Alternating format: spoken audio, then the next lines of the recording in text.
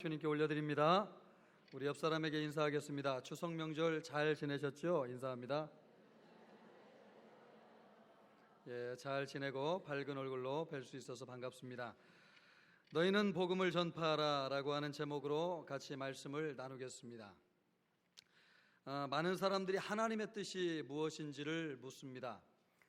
성경에는 원칙적으로 하나님의 뜻은 단수로 되어 있습니다. 그러니까 하나님의 뜻이 하나라고 하는 것이죠. 모든 영혼이 구원을 얻는 것, 그것이 하나님의 뜻입니다. 가장 명확하고 확실하고 분명한 하나님의 뜻이 한 가지 있다고 한다면 모든 사람이 구원을 얻는 것입니다. 그래서 성경은 하나님의 뜻을 단수로 표현하고 있습니다. 그러면 어떻게 세상을 구원하시기를 원하시는가? 복음을 전하여서 전도하는 방법을 통해서 구원하기를 원하십니다. 전하는 사람이 있어야 듣기 때문에 그렇습니다.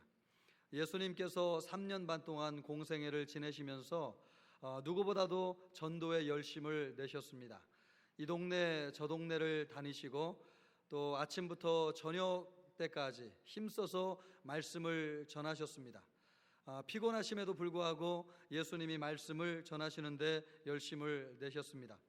전하는 사람이 있어야 들을 것이었기 때문에 그렇습니다. 예수님이 하늘나라로 올라가신 이후에도 무엇을 보내주셨냐면 우리에게 성령을 보내주셨습니다. 왜 성령을 보내주셨습니까? 교회에 입을 열어서 복음을 전하게 하시기 위해서 성령을 보내주셨습니다. 성령이 함께하는 교회는 복음을 전하는 교회인 줄로 믿습니다. 교회에는 이미 성령이 와 있습니다. 그러므로 성령은 우리로 하여금 복음을 전하게 도전하시고 우리를 동기부여하시는 분이십니다. 또 성령이 함께하는 사람에게는 분명한 특징이 하나 나타나는데 영혼을 구원하기 위해서 뜨거운 마음으로 복음을 전한다고 하는 사실입니다. 내 안에 성령이 계신가 의심이 든다고 한다면 분별할 수 있는 가장 분명한 원칙이 하나 있는데 영혼에 대한 열정이 있는가, 하나님의 말씀을 증거하고자 하는 뜨거움이 있는가, 죽어가는 사람을 구원하기를 원하는가, 이런 마음이 있다고 한다면 성령이 우리에게 그 마음 주신 줄로 믿습니다. 그런 마음이 있는 사람은 성령이 있는 사람이에요. 왜요? 성령이 우리에게 그 일을 위해서 오셨기 때문에 그렇습니다. 어떤 사람은 방언을 하고 예언을 해야지 성령 충만한 사람이라고 생각하지만 그렇지 않습니다. 성령의 가장 강력한 표징은 입을 열어서 복음을 전하는 것이고 영혼을 구원하는 것이야말로 성령이 우리 안에 내주하신다고 하는 가장 확실한 증거라고 성경은 말씀하고 있다고 하는 것입니다. 그러면 예수님께서 왜 이렇게 전도의 열심을 내셨는가? 하나님이 가장 기뻐하시는 일이 전도라고 하는 것을 아셨기 때문에 그렇습니다. 어떻게 하면 우리가 하나님을 기쁘시게 할 수 있을까요? 묻는 사람이 많이 있습니다. 목사님, 내가 참 하나님이 기뻐하는 삶을 살고 있습니다. 누구보다도 정말 하나님의 영광을 드러내고 싶습니다. 하나님을 즐겁게 해드리고 싶습니다. 이렇게 묻는데 여러분, 어찌 보면 이것이 사치스러운 질문입니다. 하나님을 기쁘시게 하는 일은 분명한 한 가지가 있기 때문에 그렇습니다. 복음을 전하여서 영혼을 구원하는 것입니다. 그래서 영혼을 구원할 때에 천국의 잔치가 벌어진다고 말씀하고 있지 않습니까? 하나님이 춤을 추시고 말이에요. 그리고 모든 천사들이 천국 잔치에 참여할 정도로 한 영혼이 돌아왔는데 천국에서 잔치가 열려지고 있다고 말씀하고 있습니다. 이것을 볼 때 하나님을 가장 기쁘시게 하는 일이 무엇이냐? 영혼을 구원하는 것인 줄로 믿습니다. 여기에는 여러분 토를 달 수 없어요. 하나님이 가장 기뻐하시는 것, 큰 집을 져서 바치는 것도 아니고 내가 엄청난 일을 해야지 하나님이 기뻐하시는 것도 아니고, 물론 그러면 하나님이 기뻐하시겠지만 더 하나님을 기쁘시게 하는 것은 영혼을 구원하는 것이고 영혼 구원을 위해서 내가 쓰임받는 것이야말로 하나님이 최고로 기뻐하시는 것인 줄로 믿습니다. 그래서 주님이 전도하시는데 열심을 내셨어요. 주님이 누구예요? 하나님이시잖아요. 하나님이심에도 불구하고 그 발품을 팔아가지고 온 동네를 다니면서 복음 전하는데 열정을 다하셨어요. 왜요? 하나님이 너무너무 좋아하시니까요. 하나님이 기뻐하시니까요. 주님이 웃으시는 얼굴을 생각하면 너무 기쁘니까요. 그래서 복음을 전하였습니다. 그래서 우리 예수님은 전도의 전문가세요. 여러분, 전도의 전문가.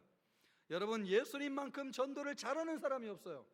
오늘 마태복음 10장에 보면 여러분, 예수님께서 전도에 관한 말씀을 제자들에게 가르치고 있지 않습니까?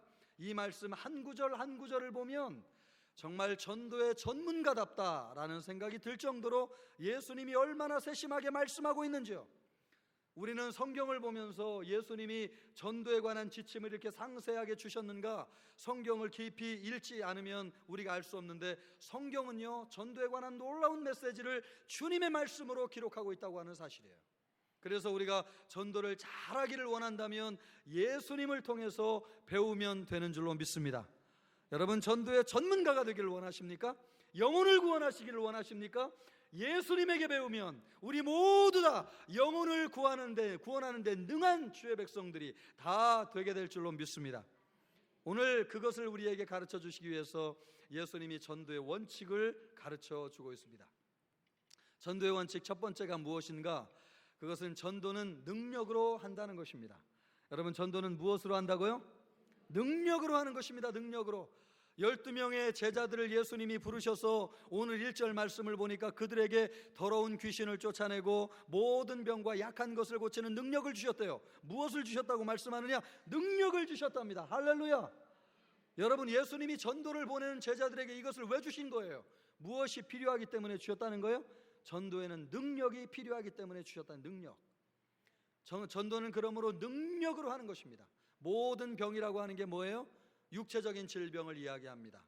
모든 약한 것들이 무엇입니까? 정신적인 질병을 의미하는 것입니다. 그래서 성경을 보면 예수님이 귀신을 쫓아내고 정신이 불편한 사람들을 온전하게 하는 말씀이 굉장히 많이 기록되어 있어요. 안진뱅이를 일으키고 나병을 고치시고 육체적인 모든 질병을 고치시는 말씀이 성경에 얼마나 많이 기록되어져 있는지요.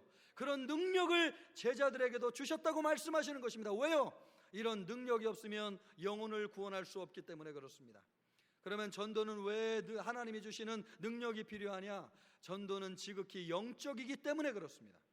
전도는 지극히 영적인 것이에요. 그래서 예수님이 주신 첫 번째 능력이 뭐예요? 더러운 귀신을 쫓아내는 능력을 예수님이 주셨습니다. 이 더러운 귀신을 쫓아낸다는 게 뭡니까? 예수님이 주신 것이 영적인 능력이라는 거죠. 영적인 능력을 예수님이 제자들에게 주셨다고 하는 사실입니다. 전도는 여러분 물건을 파는 것이 아닙니다. 전도는 홈쇼핑에서 하는 것처럼 그럴듯하게 포장해가지고 사람들의 마음을 호흡 현혹시키는 것이 전도가 아닙니다. 전도는 사탄과의 영적인 대결이고요. 전도는 영적인 어두움의 권세 아래 있는 주의 백성들을 거룩한 빛의 백성들로 데려오는 것이기 때문에 전도는 지극히 영적인 것이고, 이 영적인 전투에서 승리하기를 원한다고 한다면 하나님의 능력이 있어야 되기 때문인 줄로 믿습니다. 그래서 주님이 우리에게 능력을 주시는 거예요. 전도는 사람의 설득이나 논리적인 설명으로 되지 않습니다. 설명이나 설득도 중요하지만 그것보다도 더 중요한 것은 영적인 능력이에요. 전도는 영적인 것이기 때문에 그렇습니다. 전도를 한 번이라도 해본 사람이라고 한다면 전도는 지극히 영적이라고 하는 것을 깨달을 것입니다. 전도를 많이 해보면 전도의 현장에 능력이 필요하다는 걸 알게 돼요. 사도 바울도 전도 현장에서 능력이 필요하다고 하는 것을 경험했습니다. 바울은 이렇게 말하고 있습니다. 내 말과 전도함이 설득력 있는 지혜의 말로 하지 아니하고 다만 성령의 나타나심과 능력으로 하였다고 말씀하고 있습니다. 여러분, 전도를 해보니까 설득력 있는 말로 사람이 변화되는 것이 아니라는 걸 깨달았다는 거예요. 아무리 지혜로운 말로 논리적으로 설명을 해도 고개는 끄덕여도 마음은 움직이지 않는다고 하는 것을 경험했어요. 정말 필요한 것이 성령의 나타나심이고 하나님의 능력이구나라고 하는 것을 깨달았습니다. 그래서 사도 바울은 전도할 때마다 하나님의 도우심을 구하였어요. 성령이 역사하기를 간절히 기도했어요. 주님 영적으로 충만하게 하여 주시고 내가 주님의 도구가 되게 하셔서 하나님, 내가 능력으로 말미암아 영혼을 구원하는 데 쓰임받게 하여 주시옵소서. 그렇게 간절히 기도하면서 전도를 하였다고 하는 것입니다. 전도는 영적인 것입니다. 그래서 능력이 필요해요. 베드로와 요한이 안진뱅이를 일으키는 능력이 언제 나타났습니까? 은과 금은 내게 없거니와 내게 있는 이것을 내게 주노니 나사렛 예수의 이름으로 일어나 걸으라. 나사렛 예수의 이름을 전하게 될 때에 안진뱅이가 일어나는 능력이 나타났습니다. 왜 하나님이 그런 능력을 주시는 것입니까? 복음을 전할 때에 능력이 필요하기 때문에 그렇습니다. 사도 바울도 복음을 전할 때에 그와 같은 능력을 경험했습니다. 에베소에서 2년 반 동안 복음을 전했는데 그때 기록된 하나님의 말씀이 이와 같습니다. 하나님이 바울의 손으로 놀라운 능력을 행하게 하시니 심지어 사람들이 바울의 몸에서 손수건이나 앞치마를 가져다가 병든 사람에게 얹으면 그 병이 떠나고 악기도 나가더라. 할렐루야. 여러분, 이것이 누가 주신 능력입니까? 하나님이 바울에게 주신 능력인 거죠. 왜 이런 능력이 필요한 것입니까? 아무리 말을 훌륭하게 하여도 사람의 영혼을 변화시킬 수 없단 말이죠. 한 영혼을 구원하기 위해서는 전적인 하나님의 능력이 필요한데 주님이 바울에게 능력을 주셔서 손수건을 가져가 대기만 하여도 질병이 낫게 하시고 귀신이 떠나가게 하는 역사를 주님이 베풀어 주셨다고 하는 것입니다. 왜요? 전도는 영적인 것이고 능력으로 행하는 것이기 때문에 그렇습니다. 그렇다면 이런 능력은 사도들과 같은 특별한 사람들에게만 주신 것인가? 그렇지 않습니다. 믿고 순종하는 사람에게 주셨습니다. 마태복음 10장에 나오는 제자들을 한 사람 한 사람 살펴보면 아직 믿음과 인격이 완성되지 않은 사람들이었습니다. 여러분, 이 12명의 제자 가운데 한 사람이 예수님을 판 사람도 있는데 그 사람이 누구였습니까? 누구예요? 가룟 유다죠. 여러분, 12명의 제자에게 예수님이 능력을 주셔서 전도하게 하셨는데 그 12명의 한 사람이 가룟 유다가 들어가 있습니까? 안 들어가 있습니까? 12명 중에 한 사람이 들어가 있잖아요. 4절에 보면 그렇게 얘기하잖아요. 가룟 유다니 이는 예수님을 판 자라. 5절에 뭐라고 얘기해요? 이 12에게 주님이 능력을 주셔서 전도로 파송하셨다고 말씀하고 있습니다. 이것을 볼 때 가룟 유다와 같이 형편없는 사람도 말입니다, 전도하기 위해서 주님이 사용하시는데 그에게 성령의 능력을 부어주신다고 말씀하고 있습니다. 또 그뿐만 아니라 다른 11명의 제자들은 그러면 가룟 유다보다 훌륭하? 그렇지 않습니다. 베드로는 나중에 예수님을 3번 부인할 사람이었습니다. 야고보와 요한은 누가 더 크냐는 논쟁 속에서 명예욕을 탐하는 사람이었습니다. 믿음과 인격이 온전하지 않은 사람들이었어요. 늘 다투는 사람들이었어요. 그럼에도 불구하고 주님이 그들의 믿음과 인격을 보지 아니하시고 전도를 위하여 순종하게 될 때에 그들에게 능력을 부어주신 줄로 믿습니다. 여러분, 능력은 누구에게 주시는 거예요? 전도의 도구로 쓰임받기를 결단하는 사람에게 주님이 성령을 부어주신다고 하는 사실이에요. 미숙하고 신앙인격이 어렸음에도 불구하고 예수님은 이들에게 능력을 주셨어요. 제자들은 그 능력이 있다고 하는 것을 언제 깨달았을까요? 예수님이 말씀하실 때에 내가 능력이 있구나 이렇게 깨달았을까요? 전도 현장에서 깨달았습니다. 전도 현장에서 믿고 순종하여서 복음을 전하니까 능력이 나타났습니다. 주여, 주의 이름으로 귀신들도 우리에게 항복하도이다. 할렐루야. 이런 보고를 누가 하고 있습니까? 전도를 위해서 파송받은 12명의 제자, 그리고 나중에 70인을 전도대로 파송하는데 그들이 돌아와서 한결같이 이야기하기를 주여, 주의 이름으로 귀신들도 항복하도이다. 할렐루야. 여러분, 이 능력을 누구에게 주시는 거예요? 믿고 순종한 사람에게 주신다는 사실이에요. 인격이 대단하고 말이에요. 신앙생활 오래 했다고 해서 주님이 주시는 것이 아니고, 전도를 위해서 주님 내가 쓰임 받겠습니다, 주님 내가 순종하겠습니다, 전도 현장에서 주님 기회 주시면 예수 복음 전하겠습니다, 이렇게 순종하는 사람에게 주님의 능력이 나타났다는 거예요. 그래서 귀신이 쫓겨나고 말이에요, 사람들이 회개하고 돌아오는 역사가 나타났습니다. 전도는 사람의 실력이나 지혜로 하는 것이 아닙니다. 하나님의 능력으로 하는 것입니다. 그래서 주님이 우리에게 능력을 주시는 것이죠. 그 능력은 전도 현장에서 나타납니다. 예수님의 말씀을 믿고 순종하여서 여러분, 내 눈앞에 있는 사람에게 복음을 전하게 될 때에 주의 성령이 역사하시는데 그의 마음을 움직이는 역사가 나타난다고 하는 것입니다. 능력받아야 전도할 수 있는 줄로 믿습니다. 여러분, 그러므로 누구나 전도할 수 있는 줄로 믿습니다. 우리와 같이 별반 다 다르지 않아도 여러분, 주님 내가 순종하겠습니다, 이런 마음 가지고 있으면 주님이 우리에게 능력을 주셔서 우리와 같이 대단하지 않은 사람도 사용하신다고 하는 사실이에요. 능력은 권위 있는 목소리를 내거나 말입니다. 스타일이 권위 있어 보이는 것이 권위 있는 것이 아닙니다. 예전에는 영파라고 해가지고 말입니다, 기도 많이 한 분들은 목소리를 막 허스키하게 내고 말이에요. 또 어떤 부흥사 목사님들은 하얀 양복을 입고, 저도 어느 날 그런 양복을 좀 입고 오고 싶어요.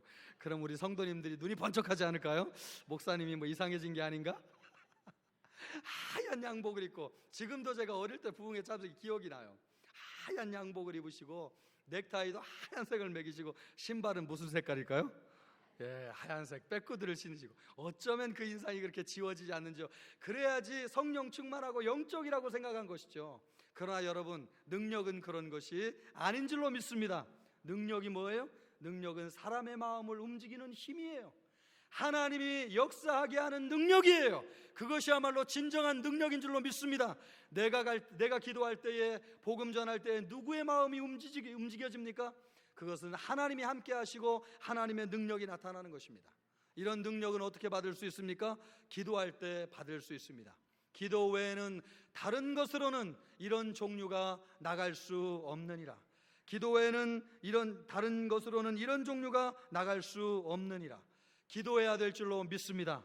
기도할 때에 주님이 우리에게 능력을 주시는 줄로 믿습니다. 하나님은 기도의 사람을 사용하시는 줄로 믿습니다. 기도의 사람을 붙잡고 사용하시는데, 그를 통하여서 그가 마른 지팡이와 같아도 홍해를 가르는 능력으로 사용하시는 것처럼 우리를 주님이 사용하시는데, 우리에게 능력 주셔서 영혼을 변화시키는 놀라운 역사를 베풀어 주실 줄로 믿습니다. 또 여러분, 능력은 어디에서 나타납니까? 전도 현장에서 나타나요. 주저하지 마시기를 바라고 전도 현장으로 나아가서 순종하기를 주님의 이름으로 축원합니다. 예수님의 말씀을 믿고 순종하십시오. 필요하면 주님이 귀신을 쫓겨나게 해주실 것이고, 필요하면 치유의 능력을 주실 것이고, 필요하면 영적인 능력을 우리에게 주실 줄로 믿습니다. 담대하게 순종하여서 그 능력을 유감없이 발휘하는 우리 모든 성도들이 되시기를 주님의 이름으로 축복합니다. 두 번째로, 잃어버린 양에게로 가라고 말씀하셨습니다. 누구에게로 가라고요? 예, 잃어버린 양에게로 가라. 전도의 두 번째 원칙은 잃어버린 양에게로 가는 것입니다. 누구에게 복음을 전할 것인가? 어떤 분들은, 목사님, 우리가 복음을 하도 오랫동안 전해와가지고 이제 주변에 복음을 전할 사람이 없습니다, 이렇게 말씀하시는 분들이 계신데, 오늘 여러분 이 말씀을 들으면 누구에게 복음을 전해야 될지 주님이 생각나게 하시는 분이 있을 줄로 믿습니다. 누구에게 가서 복음을 전해야 될 것인가? 예수님이 이렇게 말씀하셨습니다. 이방인의 길로도 가지 말고 사마리아인의 고을에도 들어가지 말고 오히려 이스라엘 집에 잃어버린 양에게로 가라고 말씀하셨습니다. 어떤 분은 이 말씀을 통해서 이방인에게는 복음 전하지 말라고 말씀하셨구나, 이렇게 해석하는 분들이 있는데, 그것은 잘못된 해석입니다. 왜냐하면 이 말씀을 자세히 보면 이방인의 길로 가지 말라고 하셨고 사마리아인의 마을로 들어가지 말라고 말씀하셨지, 그들에게 복음 전하지 말라고 말씀하지 않으셨다는 것입니다. 예수님 자신도 이방인들에게 여러 명에게 복음을 전하셨어요. 이방 여인 수로보니게 여인이 찾아와 가지고 딸을 고쳐달라고 간절히 구하게 될 때에 예수님이 그 여인의 딸을 고쳐주셨어요. 그리고 사마리아를 지나갈 때에 사마리아 여인을 우물가에서 만났는데 그 여인에게 복음을 전하지 않습니까? 이것을 볼 때에 이방인에게 복음 전하지 말라고 하는 해석은 잘못된 해석입니다. 그렇다고 한다면 이 말씀이 무슨 뜻일까요? 유진 피터슨이 쓴 번역한 메시지 성경을 보면 이 말씀을 이해하는 데 도움이 됩니다. 이렇게 번역해 놓았습니다. 믿지 않는 자들에게 회심시키려고 먼 곳부터 다니지 말라. 가까이서부터 시작하라는 거예요. 누군가를 구원하기 위해서 먼 데서부터 가지 말라는 겁니다. 그리고 공공연한 적과 거창하게 싸우려 들지 말라, 이렇게 번역하고 있습니다. 그러니까 복음 전할 때에 논쟁하지 말라는 거예요. 말싸움에서 이기려고 하지 말라고 하는 것입니다. 또 번역하기를 바로 여기 가까이 있는 잃어버린 사람들, 혼란에 빠진 사람들에게 가거라, 이렇게 번역해 놓았습니다. 그러니까 우선순위를 가지고 전도하라는 것입니다. 가까운 곳부터 시작해가지고 복음을 전하라는 말씀이에요. 더 중요한 것은 복음을 전하게 될 때에 의미 없는 논쟁이나 말싸움에 휘말리지 말라는 것입니다. 그런데 에너지를 소모해서 정작 중요한 사람에게 복음 전하는 것을 기회를 놓치지 말라는 말씀이에요. 필요한 사람에게 꼭 기다리는 잃어버린 양에게 복음의 말씀을 전하라는 것입니다. 인생의 의미와 목적을 잃어버리고 방황하는 사람들이 우리 주변에 있습니다. 누군가 도와주기를 내심 바라면서요 기다리는 사람들이 있습니다. 시험에 들어서 지금은 교회에 떠났지만 신앙생활에 대한 관심을 놓지 않고 누군가 나에게 끌어주기를 간절히 바라는 마음으로 기다리는 사람이 있습니다. 죽을까 말까 고민하면서 누군가 나를 알아주고 한마디만 해주면 살겠는데 하는 마음으로 나에게 내면의 손을 내밀고 기다리는 누군가가 있다고 하는 사실이에요. 그런 사람들이 잃어버린 양이라고 하는 것입니다. 여러분, 얼마 전에 하일성 씨가 죽지 않았습니까? 저는 그분의 해설을 들으면서 야구를 배웠는데 얼마나 해설을 잘 하시던 분이었는지요. 그런 분도 인생의 무거운 짐을 감당할 수 없어가지고 스스로 목숨을 끊었는데, 죽는 사람들은 반드시 죽기 전에 사인을 남겨요. 가장 절친한 사람에게 전화를 했다는 거 아니에요. 괜찮아? 별일 없어? 여러분, 이 말 속에 뭐가 들어있어요? 그가 내 마음을 알아서 나에게 용기가 될 만한, 나에게 힘이 될 만한 어떤 말 한마디를 좀 해주거나 나를 만나주면 좋겠다, 그런 마음이 들어있는 거죠. 그런데 사람들은 그 이야기를 못 듣는 것입니다. 여러분, 잃어버린 양들에게는 공통된 특징이 하나 있어요. 아무도 내가 잃어버린 양이요라고 표내는 사람이 없다는 것입니다. 사건이 벌어진 후에 알게 돼요. 이 사람에게 이런 문제가 있었구나. 또 여러분, 어떤 사람 은혜 가운데 예수님을 믿고 구원을 얻었는데 간증할 때나 그런 일을 알게 돼요. 복음 전할 때는 그런 어려움이 있는지 몰랐어요. 그런데 간증할 때 들어보니까 내가 복음 전할 때 그 사람이 정말 절박한 순간에 있었구나 라고 하는 것을 그제야 깨달아요. 그러므로 여러분, 누구도 나를 도와주기를 간절히 바라고 있지만 나를 도와주십시오, 나를 살려주십시오, 이렇게 이야기하는 사람은 아무도 없습니다. 잃어버린 양을 찾으려면 그러므로 영적인 매의 눈을 가져야 돼요. 사람의 필요와 내면의 소리를 보고 들을 수 있는 눈과 귀가 열려져 있어야 돼요. 영적인 눈으로 보는 사람이 잃어버린 양을 찾습니다. 예수님이 한 영혼도 놓치지 아니하시고 전도를 그렇게 잘 하실 수 있었던 것은 사람들의 내면의 음성을 들을 수 있는 귀가 열려져 있었기 때문에 그렇습니다. 스치는 손길 하나에도 그가 무슨 고민이 있는지를 예수님이 느끼고 캐치할 수 있는 영적인 민감함이 예수님에게 있었습니다. 그래서 자기를 찾아오는 잃어버린 양을 단 한 사람도 놓치지 않았습니다. 12년 동안 혈류증을 앓은 여인이 대표적인 사람이었잖아요. 12년 동안 병을 고치지 못해서 마음의 괴로움을 가지고 있었습니다. 고심하다가 예수님을 찾아가면 예수님의 옷자락에 손만 대어도 주님이 나를 고쳐주시겠다, 이런 생각을 하고 주님을 찾아갔습니다. 누구에게도 이런 얘기를 한 적이 없어요. 그냥 여인이 혼자 속으로 이야기했을 뿐이에요. 그런데 여러분, 그 소리를 누가 들었어요? 누가 들었어요? 예수님이 들었어요. 왜요? 예수님은 영혼에 대해서 민감하기 때문에 그렇습니다. 사람에게 항상 귀가 열려져 있기 때문에 그렇습니다. 수많은 사람이 뒤에서 미는데 여러분, 누가 예수님의 옷자락에 손을 댔는지 누가 알겠어요? 그런데 예수님이 말씀하시잖아요. 누가 내 옷자락에 손을 대었느냐? 간절한 열망을 갖고 질병의 치유에 소망을 안고 누가 나를 찾아와서 내 옷자락에 손을 대었느냐? 예수님이 수많은 사람이 옷을 대었음에도 불구하고 그 여인의 손길과 터치를 주님이 느끼셨어요. 왜요? 예수님은 영적으로 민감하셨기 때문에 그렇습니다. 늘 마음이 열려져 있었습니다. 귀가 열려져 있었습니다. 눈이 사람들의 내면의 목소리를 들을 수 있는 준비가 되어져 있었습니다. 그래서 예수님은 찾아오는 한 영혼도 놓치지 않았어요. 늘 세심하셨어요. 늘 집중하셨어요. 지금 이 자리에도 주님, 나에게 기회를 주십시오, 살려주십시오, 이런 내면의 목소리로 주님을 찾아오는 사람들의 음성을 주님이 듣고 계신 줄로 믿습니다. 그래서 주님이 우리에게 구원자가 되시는 것이죠. 그런데 여러분, 잃어버린 양은 결코 멀리 있지 않습니다. 우리 아주 가까운 곳에 있습니다. 한 자매는 교회 다니기 시작하면서 열심히 믿었습니다. 남편 사업 잘 되고 우리들처럼 아이들 건강하고 공부 잘하기를 바라는 마음이 컸던 거죠. 그리고 가정은 평안하고 무탈하고 아무 일이 없어 보였습니다.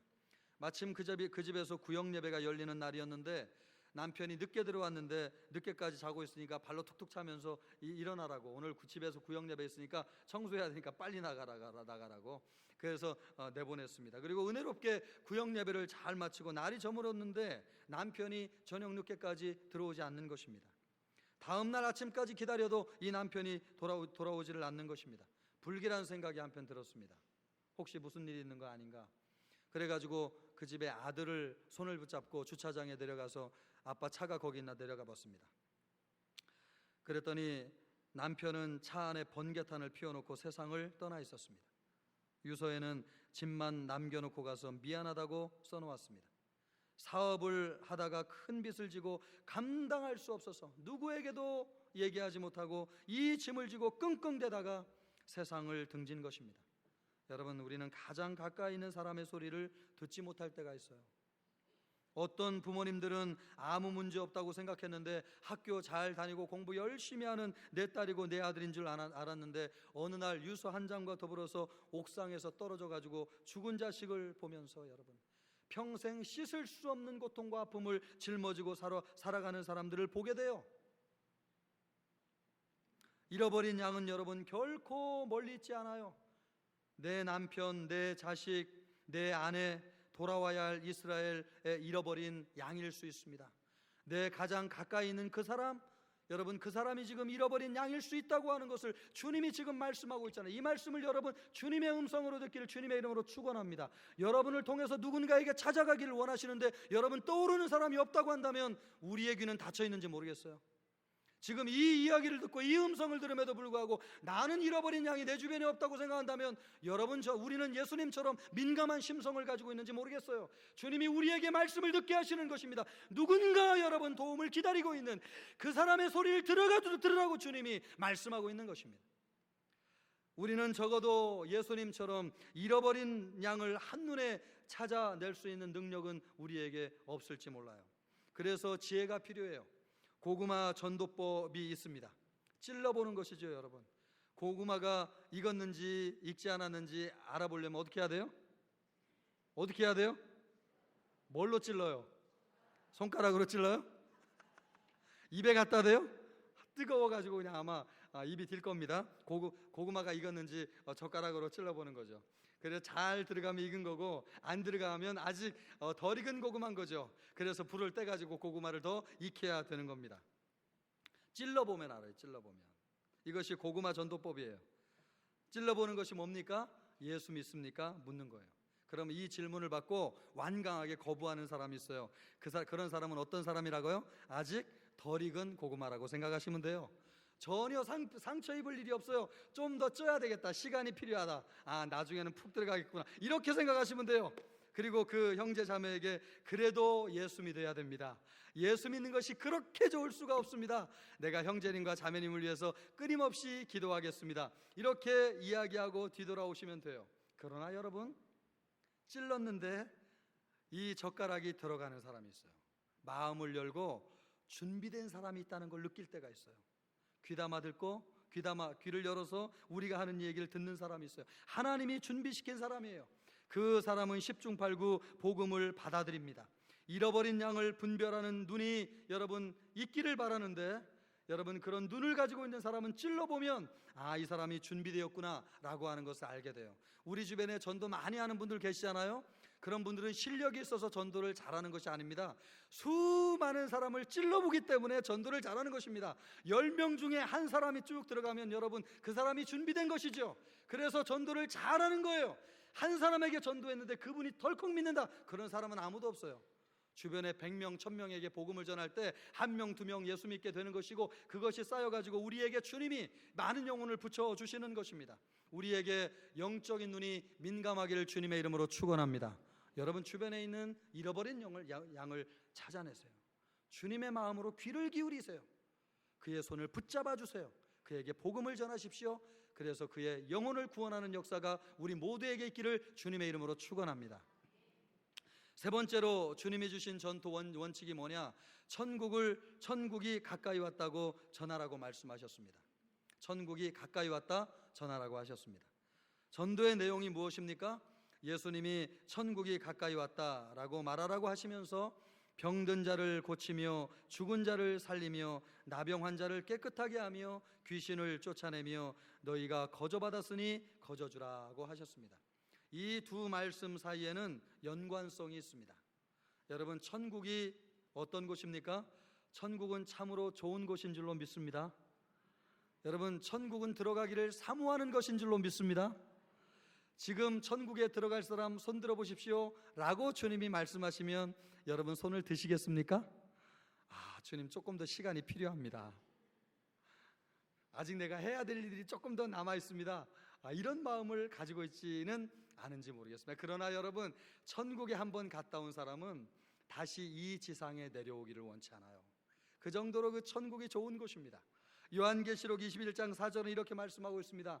모든 눈물을 그 눈에서 닦아주시니 다시는 사망이 없고 애통하는 것이나 곡하는 것이나 아픈 것이 다시 있지 아니하니 처음 것들이 다 지나갔음이로라. 할렐루야. 여러분, 처음 고통들이 다 지나갔다는 거예요. 눈물도 없습니다. 죽음도 없습니다. 질병도 없습니다. 그곳이 천국입니다. 얼마나 좋습니까? 다시 울지 않을 것입니다. 억울한 일 당해서 통곡하는 일도 다시는 없을 것입니다. 가슴 아픈 일 당해가지고 애통하는 일도 절대 없을 것입니다. 질병 때문에 고통당하는 일도 없을 것입니다. 죽음이 두려워서 벌벌 떠는 일도 없을 것입니다. 그런 것들은 다 지나갔습니다. 그것이 어디라고 말씀하고 있습니까? 천국이라고 말씀하고 있습니다. 예수님은 그런 세상이 저 세상에만 있는 것이 아니고 지금 이 세상에서부터 시작되었다고 말씀하셨습니다. 여기 살면서도 천국의 삶을 살 수 있다고 전하라고 말씀하시고 계신 것입니다.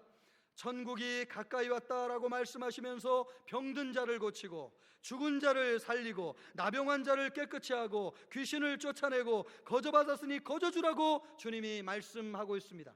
천국의 삶이 무엇입니까? 천국의 삶은 하나님의 통치를 받는 것인데, 하나님의 통치를 받아서 병을 고쳐주시고 죽은 자를 살리고 나병을 고치고 귀신을 쫓아내라는 말씀입니다. 천국의 통치를 받아서 이와 같은 일을 하라고 말씀하고 있습니다. 복음을 받은 사람들이 이런 삶을 살게 하라고 하는 말씀 아니겠습니까? 복음을 받아들이고 하나님의 통치를 받는 사람들에게 이와 같은 일들이 일어날 수 있도록 너희가 전하라고 말씀하고 있는 것입니다. 그렇다고 한다면 여러분에게 묻고 싶습니다. 실제로 예수님을 믿고 천국 백성이 되면 이런 혜택을 누릴 수 있는 것입니까? 제 눈을 마주치시고 아멘을 하세요. 이런 혜택을 누릴 수 있는 것입니까? 아니, 의무로 하지 마시고. 병이 낫고 죽은 자가 살아나고 귀신이 쫓겨난다는데 여러분, 정말 우리의 삶에 이와 같은 역사가 일어나고 있습니까? 이 세상에서도 천국의 삶을 살 수 있습니까? 여러분은 예수 믿고 천국 백성이 되었는데 이런 삶을 살고 있냐고 묻고 싶어요. 이런 삶을 살고 있다면 여러분은 지금 천국에 들어와 있고 천국의 삶을 살고 있는 것입니다. 할렐루야. 그러나 예수 믿으면서도 이런 삶을 경험하고 있지 못하다고 한다면, 온갖 걱정과 염려의 모든 짐에 눌려 있다고 한다면 천국 백성이 된지는 모르겠어요. 그러나 천국의 삶을 살고 있는 것은 아닙니다. 주님은 우리를요, 천국 백성이 되는 것뿐만 아니라 천국의 삶으로 우리를 초대하셨습니다. 할렐루야. 이런 삶을 살라는 거, 이런 삶을 주님이 우리에게 베풀어 주신 이런 놀라운 삶의 특혜를 여러분 누리기를 주님이 원하신다는 거예요. 여러분, 이 자리에 왔는데 온갖 걱정과 짐에 눌려가지고 여러분 해와 같이 밝은 얼굴로 주님을 향해서 웃을 수 없습니까? 구원받았는지는 모르겠지만 여러분에게 허락된 천국의 삶은 아직 열려지지 않은 것입니다. 주님은 우리에게 이 삶을 열어주기를 원하시고, 전도를 하여서 많은 사람들에게 이런 삶이 당신을 향해 열려있다고 하는 것을 증거하라고 주님이 우리에게 도전하고 있다고 하는 것이에요. 이런 삶이 열려져 있다고 하는 걸 전하라는 거예요. 나는 신앙생활을 하면 할수록 많은 문제가 내 삶에 도사리고 있지만 하나님이 함께하는 삶을 살고 싶다고 하는 뜨거운 열망이 매일매일 새로워지는데 주체할 수 없는 열정이 내 마음에 끓어오르는 것을 느낄 때가 있어요. 너무 좋은 것 같아요. 여러분, 나는 그곳이 천국이라고 믿습니다. 천국 아닙니까? 나는 그곳이 천국이라고 믿어요. 내 마음에 이런 은혜를 주시고 이런 감동을 주시고 열정을 주시는 거, 이거 주님이 주시는 것이고 내 마음에 천국이 이루어진 것이다. 또 다른 천국이 무엇이 있나? 천국 가면 하나님이 계신데 내가 이 지상에서 그 하나님을 경험할 수 있다고 한다면 이것이야말로 진정한 천국 아닌가? 모든 삶의 영역에서 한순간도 놓치지 아니하고 하나님이 함께 하시는 흔적을 매 순간 느끼고 싶어요. 질병이 단순하게 치유되는 것을 원치 않아요. 여러분, 병원에 가도 질병을 얼마든지 치유받을 수 있잖아요. 병을 통해서 하나님이 나와 함께 하심을 경험하고 싶어요. 말씀을 믿음으로 하나님의 능력으로 내가 고침을 받는 것을 경험하고 싶어요. 설령 평생 병을 고치지 못해서 그것 때문에 괴로워해도 그것 때문에 하나님과 함께 할 수 있다고 한다면 저는 더 그것을 사모하고 싶어요. 그것이 저는 진정한 치유라고 믿어요. 하나님이 함께 하시는 한 병은 우리를 이길 수 없는 줄로 믿습니다. 내 몸 안에 질병이 있어도 그 질병이 나를 두를 수 없는 것은 내가 하나님의 통치를 받기 때문인 줄로 믿습니다. 여러분, 내 안에 죽음의 고통이 있다 할지라도 이 죽음이 나를 꺾을 수 없는 것은 하나님이 나와 함께 하시기 때문에 지금 죽음과 질병을 이기는 것이기 때문에 그렇습니다. 하나님의 통치 안에 있으면 이미 질병을 이기는 것이에요. 하나님 안에 있으면 이미 죽음을 이긴 것입니다. 사나 죽으나 천국이에요. 그래서 사도 바울이 얘기하잖아요. 사는 것도 좋고 죽는 것도 좋고 사나 죽으나 그리스도의 이름이 영원롭게 되기를 원하니라. 그럼 무슨 뜻이에요? 사나 죽으나 하나님 안에 있고 예수 안에 있으면 천국이 되는 것이죠. 나는 여러분 가정이 평안하고 아무 일이 없고 무탈하고 아이들이 세상에서 출세하고 잘 되는 것 진정한 축복이라고 생각하지 않아요. 진정으로 문제가 많고 자식들 때문에 매일 속 썩고 그것 때문에 날마다 주님 앞에 엎드려 눈물을 흘리며 기도할 수 있고 또 그것 때문에 하나님이 함께 하심을 경험할 수 있다고 한다면 저는 그것이 진정한 축복이라고 믿어요. 하나님이 함께 하심을 통해서 가정이 회복되고 자식들이 바로 세워지고 상처가 치유되는 것을 경험하고 싶어요. 그것을 통해서 대가를 지불해야 된다고 한다면 그 길도 마다하지 않겠어요. 여러분, 하나님 없는 잘되는 형통보다 여러분 고난과 어려움이 있지만 하나님 때문에 승리하고 날마다 주님을 경험할 수 있다면 그것을 선택하고 싶어요. 그것이 천국이라는 것입니다. 그것이 주님이 우리에게 주시기를 원하는 새 나라라는 것을 우리에게 말씀해 주시기를 원하는 거예요. 그것을 위해서 대가를 지불해야 된다면 그러고 싶어요. 대가를 지불하는 과정을 통해서 모든 가족들이 하나님을 경험하고 우리 아이들이 예수님을 인격적으로 만날 수 있다면 저는 그것이 천국이라고 믿어요. 그것이 하나님의 진정한 축복인 줄로 믿습니다. 예수님은 그런 천국을 전하라는 거예요. 여러분, 하나님의 통치를 받아서 질병이 치유되고 하나님의 통치를 받아서 관계가 회복되고 하나님의 통치를 받아서 방황하는 자녀들이 돌아오고 하나님의 통치를 받아 죽음을 이기고 이런 능력 있는 삶을 사는 길이 열려져 있다고 하는 것을 전하라고 주님이 말씀하시는 거예요. 단순히 병을 고치고 죽은 자를 살리고 귀신을 쫓아내는 것이 아니에요. 그런 문제를 해결하시는 하나님이 우리와 함께 하심을 경험하라는 것이에요. 하나님이 함께 하심을 통해서 회복을 경험하라는 것입니다. 그런 삶이 사람들에게 열려져 있다고 하는 것을 전하라고 주님이 우리를 보내셨다고 하는 사실이에요. 이것이 복음을 전파하고 천국을 전파하라고 하는 말씀이에요. 하나님의 통치를 받아서 질병에서 해방되는 것입니다. 하나님의 통치를 받아서 죽음에서 해방되는 것입니다. 하나님의 통치를 받아서 영적인 얽매인 것에서 풀리는 것입니다. 그것이 먼저 저는 여러분의 삶에서 실현되고 일어나기를 주님의 이름으로 축원합니다. 여러분이 먼저 경험해야 될 줄로 믿습니다. 영적인 것을 끊어지는 역사가 여러분에게 먼저 있어야 될 줄로 믿습니다. 왜요? 주님이 말씀하시잖아요. 너희가 거저받았으니 거저주라. 이 거저받은 것이 없는데 거저줄 수 있겠냐 말이에요. 주님이 우리에게 거저주신 것이 뭐예요? 하나님의 통치를 받아가지고 우리의 삶이 회복되고 우리의 관계가 화평해지고 우리가 능력 있는 삶을 살아가는 것, 이런 삶을 경험하고 그것을 거저주라. 그것이 전도다라고 주님이 말씀하고 있는 것입니다. 먼저 경험하지 않으면 다른 사람에게 줄 수 없습니다. 이미 여러분의 삶에 하나님의 통치가 임한 줄로 믿습니다. 성령이 이미 함께 하시고 계신 줄로 믿습니다. 하나님의 통치가 여러분에게 이루어진 줄로 믿습니다. 질병에서 해방되기를 주님의 이름으로 축원합니다. 죽음에서 이기기를 주님의 이름으로 축원합니다. 영적인 얽매인 모든 사슬로부터 끊어지는 역사가, 불신의 영이 사슬의 모든 사슬이 끊어지는 역사가 있기를 주님의 이름으로 축원합니다. 그것을 사람들에게 전하십시오. 여러분, 그런 삶이 열려져 있다고 여러분 도전하세요. 눌려있는 사람들에게. 믿고 돌아오는 영혼들이 반드시 있을 거예요. 마태복음 10장에 전도하라고 하는 명령은 오늘날 우리에게도 유효한 하나님의 말씀이에요. 예수님이 지금 우리에게 오신다고 한다면 동일한 명령을 주실 거예요. 가라, 잃어버린 양에게로 가서 복음을 전해라.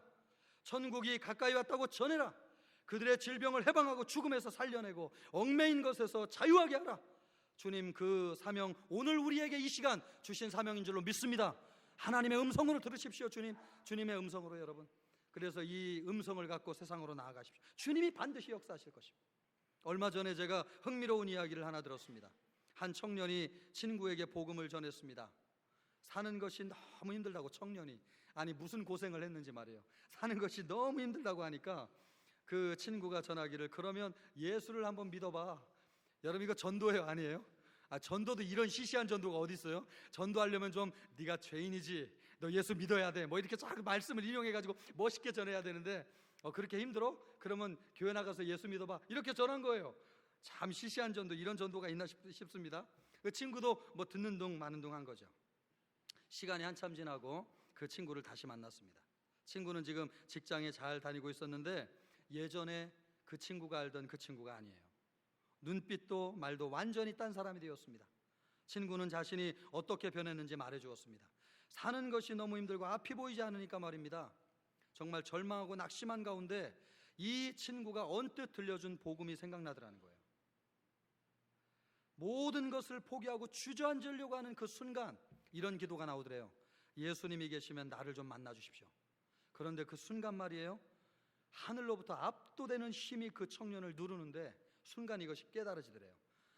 이분이 바로 예수님이시구나 라고 하는 것이 그 순간 깨달아지더래요. 그날 이후에 마음이 새로워지고 삶의 목표가 바뀌었어요. 예수님이 살아계시다는 것을 생각만 해도 완전히 세상이 달라 보였어요. 퇴근하면 밤마다 교회 가가지고 밤 11시까지 기도해요. 그리고 직장에서는 믿는 사람들이 거의 없는데 말이에요, 직원들의 이름을 수첩에 일일이 기록해놓고 교회 가면 그 직원들의 이름을 한 사람 한 사람 불러가면서 주님 그 영혼을 나처럼 구원해 주십시오, 복음을 전하는 것입니다. 한 명 한 명 전도했는데 지금은 그 회사의 전 직원이 거의 다 믿는 정도가 되었대요. 여러분, 이 놀라운 역사의 시작이 어디에서 이루어지는 거예요? 어디에서? 전도, 어떻게 보면 전도 같지도 않은 전도, 그냥 예수 믿어봐라 힘들면 이 말씀 한마디를 통해서 누가 역사하신 거예요? 누가 역사하셨어요? 예수님이 역사하셨죠. 그게 능력이에요. 능력은 내 실력으로 하는 것 아닙니다. 내 경험으로 사람을 설득시키는 게 능력이 아니에요. 순종하는 거예요. 그냥 예수님을 믿으십시오. 예수님을 믿으면 당신이 일어날 수 있습니다. 예수님 안에 소망이 있습니다. 이 말씀을 붙잡는 거예요. 이 말씀을 붙잡는 것이 능력이에요. 우리는 별반 실력이 없지만 주님이 우리의 증거를 사용하시는 거죠. 그 말 한마디에 인생을 바꾸어 놓았습니다. 전하면 돼요. 여러분, 전하면 성령이 어떻게 누구에게 역사하실지 우리는 아무도 알 수 없어요. 지금 이 순간 이 현장에도 어떤 역사가 주님으로 말미암아 일어날 수 있는지 아무도 없어요. 알 수 없어요. 죽음을 결심하고 나왔는데 어떤 사람에게 이 말씀을 받고 소망 가운데 일어나는 역사가 있는 줄로 믿습니다. 하나님이 하시는 일입니다. 그것이 주님의 능력이에요. 전도 현장에서 순종하십시오. 하나님의 예수님의 약속의 말씀대로 주님이 능력을 주셨습니다. 말을 잘하는 능력이 아니에요. 사람의 마음을 움직이는 능력이에요. 강권적으로 주님이 역사하시는 능력이에요. 그것은 성령이 하십니다. 믿고 순종하면 능력이 나타날 것입니다. 놀랍지 않습니까? 믿고 순종하여서 주님의 능력 가운데 전도의 도구로 쓰임받는 우리 모든 청천교회 성도들이 되시기를 주님의 이름으로 축원합니다. 기도하겠습니다. 이 시간 우리 기도할 때 여러분 한 목소리로 기도하면서